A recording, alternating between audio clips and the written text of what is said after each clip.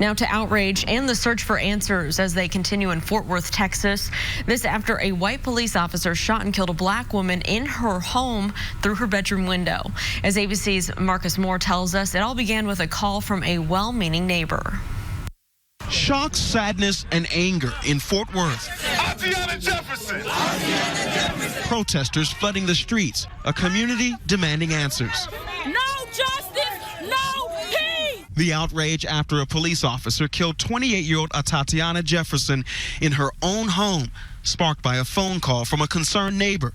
He noticed her front door was open and called police on a non-emergency line to ask for a welfare check. What's going on there?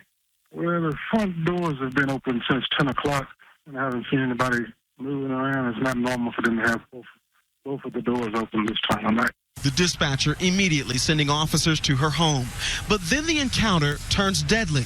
In this newly released body cam video, the responding officer approaches Jefferson's bedroom window and begins shouting commands, but he is not heard identifying himself. Put your hands up, show me your hands. Then firing one deadly shot through the window.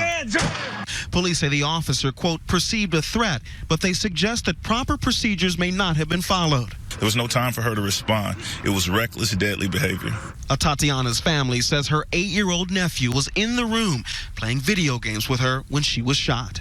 When I made that non-emergency call, I didn't say it was a burglary. I didn't say people are fighting across the street. I didn't say there's a drug. I didn't say anything that would make them think they needed to have a gun.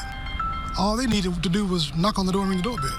The officer has now been placed on administrative leave. Marcus Moore, ABC News, Fort Worth, Texas.